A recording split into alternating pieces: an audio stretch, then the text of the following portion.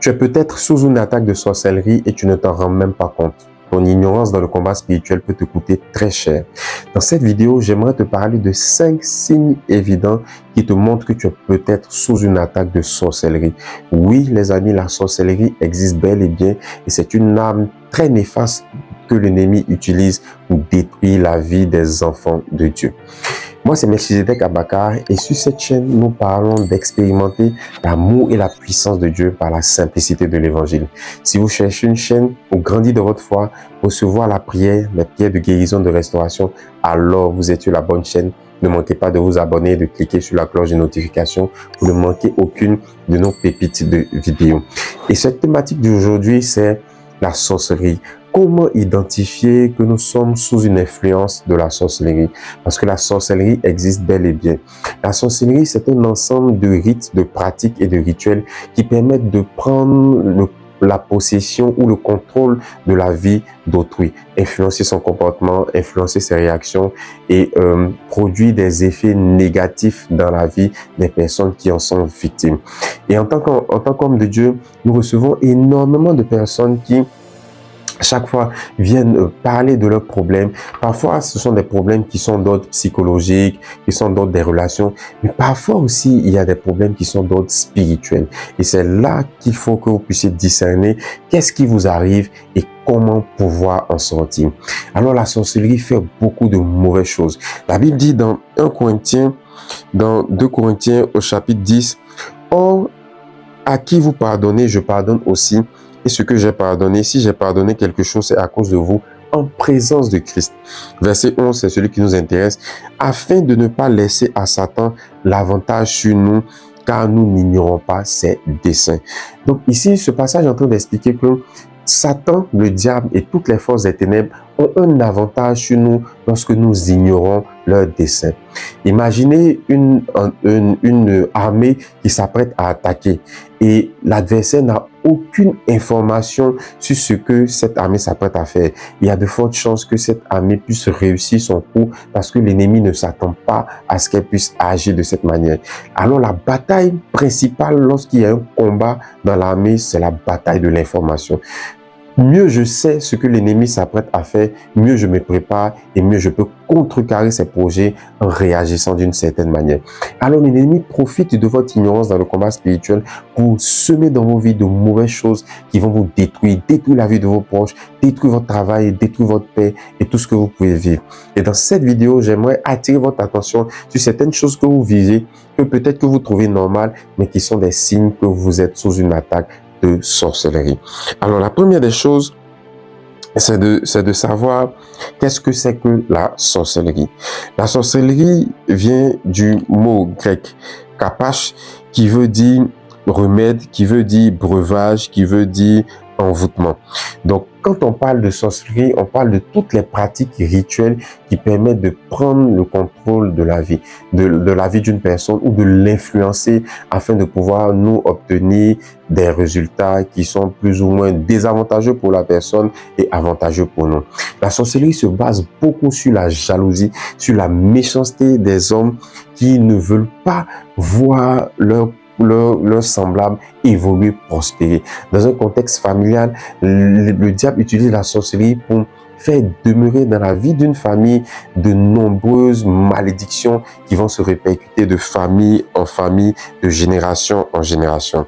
Alors, comment est-ce que je peux identifier clairement que je suis sous une attaque de sorcellerie? Cette liste n'est pas exhaustive, mais elle peut vous donner des pistes pour que vous puissiez analyser vous-même ce que vous vivez en ce moment. La première des choses à voir, c'est la qualité de vos nuits. La plupart des personnes qui sont sous une attaque de sorcellerie ont des nuits difficiles. Lorsque vous vous couchez, comment est-ce que vous vous sentez? Est-ce que quand vous dormez, vous avez la paix ou lorsque vous dormez, vos nuits sont troublées? Il y en a qui font des cauchemars. Il y en a pendant ces cauchemars, elles se sont poursuivies par des animaux. Il y en a qui ont des accidents dans leurs rêves. Il y en a qui se retrouvent en train de manger à des nourritures très bizarres entourées de personnes sombres. Il y en a qui sont visités par des personnes qui sont décédées il y a de cela quelques années. Il y en a qui se retrouvent dans des environnements familiaux du village, du campement, de certains endroits un peu reculés.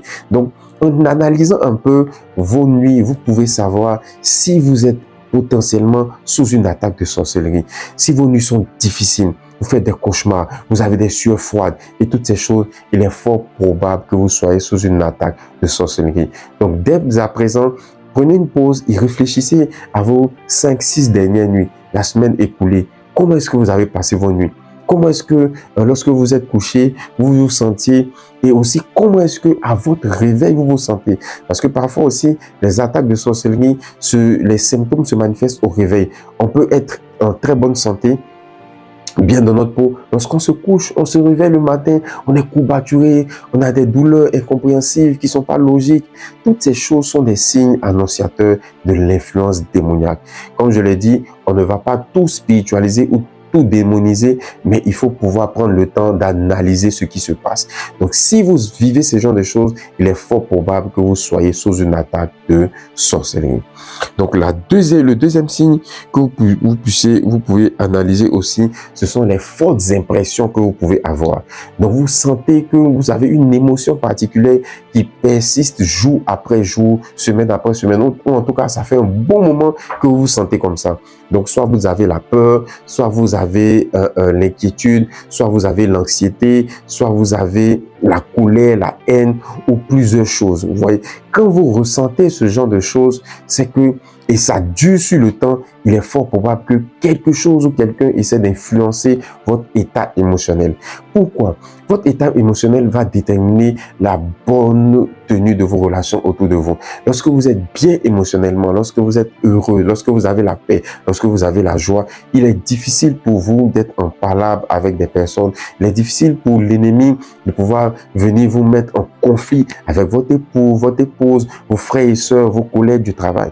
Mais lorsqu'il y a une frustration intérieure, lorsque votre âme est déjà énervée, lorsque votre âme est en colère, lorsque vous vous sentez apeuré, lorsque vous vous sentez découragé, abattu, il est plus facile pour l'ennemi de vous proposer des solutions comme le suicide, la dépression, l'exclusion sociale et tout ce genre de choses. Alors, il faut faire très attention. Si une émotion négative sans cause demeure pendant un bon moment dans vos cœurs, dans votre âme, attention, c'est un feu rouge, c'est une alarme, il y a peut-être la présence d'une influence de sorcellerie. Donc, il faut faire très attention. Une autre chose aussi, c'est l'impression que quelque chose de mal va toujours m'arriver. Donc, il y a des personnes qu'on a reçues qui ont dit que j'ai fait des songes, j'ai fait des rêves où on me cognait avec une voiture. Et lorsque je marche dans la rue, j'ai l'impression toujours qu'une voiture va me cogner ou que je vais faire un accident, etc. Pourquoi est-ce que l'ennemi essaie de vous insuffler ces choses dans les rêves et dans les émotions? C'est pour vous préparer à avoir la foi en ces mauvaises choses. La Bible dit quelque chose de simple. La foi vient de ce qu'on entend et ce qu'on entend doit venir de la parole de Dieu. En d'autres termes, l'incrédulité peut venir de ce qu'on entend, mais de ce qu'on entend, la voix, la pensée du diable. Donc l'ennemi, par les rêves que vous faites, essaie déjà de vous donner, d'avoir foi en ce qui est mauvais, qui doit vous arriver. Donc, ces personnes commencent à penser accident, accident, accident. Et finalement, qu'est-ce qui se passe? L'accident se produit. Et quand on regarde, on prend des témoignages, parfois on a des personnes, c'est vrai, mon ami a fait un accident, mais c'est étrange, elle me disait qu'elle faisait des rêves où elle se voyait en train de mourir d'un accident. Elle pensait à chaque fois quand on empruntait un véhicule, que ce véhicule allait faire un accident. En fait, elle était en train de parler de sa mort à venir. Oui, c'est peut-être vrai, mais cette pensée a été nourrie par la présence d'œuvres de la sorcellerie. Alors faites très très attention. Troisième des signes, là, il s'agit des maladies corporelles. Si vous êtes victime ou vous êtes malade, vous ressentez dans votre corps des maladies, des maux qui n'arrivent pas à être justifiés. Vous allez faire toutes sortes d'examens, vous regardez, mais vous sentez que vous avez mal. Quand on fait le scanner, on fait la radio, on ne trouve rien, on ne voit rien. Il est fort probable que ce soit une origine spirituelle et que la sorcellerie soit à la base. Si vous sentez des choses qui vous parcourent le corps, il y a des personnes qu'on a reçues, par exemple, qui disaient que j'ai l'impression qu'il y a un insecte qui marche dans mon ventre, ou j'ai l'impression qu'il y a comme un serpent parfois qui me frôle la peau. Et toutes ces impressions, quand vous en parlez autour de vous, les personnes vous prennent pour quelqu'un de fou, de dérangé, mais vous savez que c'est réel, vous sentez ces choses-là. C'est peut-être une œuvre de la sorcellerie. La bonne chose, c'est que Jésus est venu pour détruire les œuvres du diable. Et si vous ne l'avez pas encore fait, donnez vos vies à Jésus et la puissance de Dieu va vous délivrer de cette emprise de sorcellerie. Donc, les maladies qu'on n'arrive pas à expliquer scientifiquement sont basé sur les œuvres la plupart du temps de la sorcellerie, l'inconfort au niveau de la mobilité des bras, l'inconfort au niveau des pieds, l'inconfort au niveau des yeux. Il y a des choses que vous vivez dans votre corps, certains organes qui ne réagissent plus. Vous le sentez, vous le voyez, mais rien ne le prouve de manière médicale. Vous êtes peut-être sous une attaque de sorcellerie. Ça, c'était le point 3. Le point 4, c'est en analysant les événements extérieurs à vous, mais qui se déroulent la plupart du temps dans le cercle familial. Donc, on a un cycle, par exemple, de malheur qui arrive. Il y a des personnes, des familles, par exemple, la plupart des parents décèdent à un certain âge fixe. Donc, il y en a c'est 50 ans, il y en a c'est 60 ans, il y en a même c'est 20 ans. Il y en a, par exemple, qui n'arrivent pas à se marier. Il y en a qui se marient, mais qui n'arrivent pas à enfanter. Donc, lorsque vous analysez des situations tout autour de vous qui sont répétitives dans la vie de vos frères, cousins, cousines, où vous sentez une trame générale de conduite, il peut y avoir une influence de la sorcellerie qui maintient des jours de malédiction générationnelle. Donc, personne n'arrive à se marier, personne n'arrive à évoluer. Nous étions en croisade avec mon père spirituel, le pasteur Mohamed Sanogo, et nous avons rencontré une famille dont le père racontait l'histoire. Il disait qu'il a eu 3 fils et ses fils étaient à un moment donné très brillants à l'école puisque cet homme était professeur enseignant. Il les a bien formés, ils étaient très brillants. Et à partir d'un certain âge, je crois que c'était vers l'âge de 9 ans, je me souviens plus trop, 9 ou 12 ans, le premier a commencé à être frappé de surdité. Après, il est devenu muet et après, il a perdu la vue. Le second enfant aussi, au même âge, à l'approche du même âge, il a commencé à être victime de ces choses. Le troisième enfant aussi, cela avait commencé et c'est à ce moment que nous sommes arrivés pour la croisade. Donc les 2 premiers enfants étaient déjà sourds, muets et aveugles. Le troisième, je crois, il était en train de devenir aveugle aussi. Et nous avons prié. Et la puissance de Dieu a utilisé, le Seigneur a utilisé l'homme de Dieu pour délivrer cette famille. Ils ont été guéris, ils ont recommencé à parler, les démons ont été chassés. Ça, mes amis, c'est une influence d'œuvre de la sorcellerie. Des personnes qui étaient jalouses de l'évolution de cet homme, de sa belle famille, ont proféré des paroles de malédiction pour pouvoir influencer cet homme. Donc, il faut faire très attention à ce que vous vivez, vos frères, vos familles autour de vous, comme des choses répétitives dans votre quotidien. Donc, s'il y a un trait de caractère, par exemple, qui est exacerbé dans votre famille, la colère ou la méchanceté, s'il y a aussi des maladies qui sont très présentes, le diabète, les kystes, les fibromes, presque tout le monde a ça, l'insuffisance rénale, il faut faire très attention. Il y a peut-être une influence de la sorcellerie. Et la dernière chose, c'est le 5e des signes, c'est lorsque j'ai l'impression de faire des choses contre ma volonté. Donc, il y a des personnes, par exemple, qui se retrouvent en train de vendre tout leur commerce, tout leur matériel, qui se retrouvent en train de vendre, par exemple, leur propriété, leur bien, leur argent et tout. Et quand ils finissent, ils se disent, mais pourquoi est-ce que j'ai fait ça? Pourquoi est-ce que j'ai vendu telle chose? Pourquoi est-ce que j'ai réagi comme ça? Pourquoi est-ce que j'ai parlé avec autant d'agressivité à telle personne? Et il y a beaucoup de regrets qui viennent. Et à chaque fois, ces personnes ont l'impression qu'il y a quelque chose qui prend le contrôle d'eux et qui les pousse à agir de manière inconsidérée. Vous êtes peut-être sous une influence de la sorcellerie. Les amis, il faut analyser. Est-ce que lorsque vous prenez des décisions, vous êtes après en train de regretter, honte-vous de vous demander, mais qu'est-ce qui m'a poussé à faire ça? Qu'est-ce qui m'a poussé à parler de cette manière à mon patron, à mon épouse? Je ne voulais pas la blesser, mais quelque chose m'a poussé à réagir avec violence ou m'a poussé à être méprisant, à dire des choses que je regrette aujourd'hui. Mes amis, faites attention.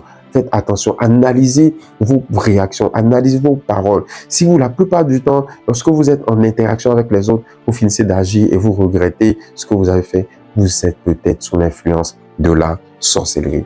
Alors, voici ces 5 signes, comme je l'ai dit, qui ne sont pas exhaustifs, mais déjà, ça vous donne une certaine trame, une certaine ligne conductrice pour savoir que vous êtes peut-être sous une influence de la sorcellerie.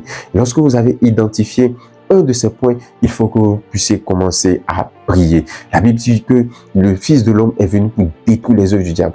Donc, le mandat de Jésus, c'est de libérer les captifs, de libérer les opprimés et de pouvoir annoncer une année de grâce nouvelle. La sorcellerie se base sur la méchanceté des hommes. Le sorcier, c'est un homme qui pratique de manière volontaire des rites et des envoûtements pour détruire la vie des gens. Alors, Dieu veut sauver cette personne, mais Dieu n'aime pas la pratique qu'elle a. Donc, nous, personnellement, nous ne prions pas contre nous ne prions pas pour la mort des sorciers, mais pour leur conversion, leur repentance. Mais Dieu peut décider de juger si ces personnes n'arrêtent pas leur attitude contre ses enfants. Alors, en tant qu'enfant de Dieu, lorsque vous avez analysé et vous avez déjà repéré un des points précis dont j'ai parlé, il vous faut la prière. C'est la prière qui va vous faire sortir de là.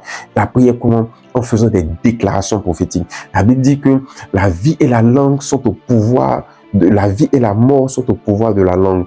Quiconque l'aime en mangera les fruits. La puissance de la sorcellerie est basée sur la langue, sur les malédictions qui sont proférées. Et donc, quand vous, en tant qu'enfant de Dieu, vous décidez de combattre les œuvres de la sorcellerie, il faut que vous puissiez vous armer de la parole de Dieu. Il faudra prendre la parole de Dieu et commencer à déclarer des choses. Toute langue qui se lève contre moi en justice, je la condamne. C'est un verset qui est écrit dans la parole de Dieu. Alors, sur la base de ça, vous commencez à annuler maintenant tout ce qui avait été dit contre vous pour vous influencer votre attitude, votre travail, votre environnement, votre atmosphère. Les domaines que vous avez pu identifier où il peut y avoir un signe de manifestation de la sorcellerie, vous commencez à les annuler, à les déclarer, à prendre autorité dans le nom de Jésus. Alléluia. Alors, je vais m'arrêter là. Ça, c'était juste une petite vidéo pour vous permettre de pouvoir discerner déjà ce qui se passe autour de vous. On fera une autre vidéo dans laquelle on va expliquer comment combattre efficacement les œuvres de la sorcellerie. Alors, ne manque pas cette vidéo qui sera très puissante. Mais déjà, nous organisons 3 jours pour être embrasé du feu du Saint-Esprit. Lorsque le feu du Saint-Esprit est sur toi aussi, les œuvres de la sorcellerie ne peuvent pas continuer à travailler, à agir dans ta vie. Donc, nous organisons 3 jours de prière qui s'appelle Embrasement divin. Vous pouvez vous inscrire, le lien en description. Vous n'avez jusqu'à renseigner votre adresse email. Vous allez recevoir toutes les informations pour vous connecter et ensemble, nous allons prier, demander le feu du Saint-Esprit qui va réduire à néant toutes les œuvres des ténèbres qui peuvent être présentes dans vos vies. Alors, si vous avez reconnu l'un de ces 5 signes dans vos vies, j'aimerais prier pour vous maintenant. Au nom de Jésus, Saint-Esprit, je déclare que ta puissance vienne sur la personne qui regarde cette vidéo. Je mets fin aux œuvres de la sorcellerie. Je maudis les puissances des ténèbres. Au nom de Jésus, je la sépare de toute cette influence, qu'elle soit délivrée. Au nom de Jésus, si les nuits étaient difficiles, qu'elle puisse retrouver la paix. Au nom de Jésus, s'il y avait une influence au niveau du comportement, qu'elle retrouve la raison. Au nom de Jésus, j'annule toutes les paroles incantatoires sataniques faites contre la vie de cette personne qui regarde cette vidéo. Au nom de Jésus, bien-aimé, tu es béni, la paix du Seigneur, la grâce de Dieu est sur toi, au nom puissant de Jésus. Alors, ne demande pas de t'inscrire au live Embrasement divin, 3 jours de prière. Si tu as ressenti ces signes dans ta vie, tu as besoin de prière, rejoins-nous, mets ton adresse mail et nous allons prier ensemble pendant 3 jours pour que le feu du Saint-Esprit te remplisse, te restaure et consume les œuvres des ténèbres.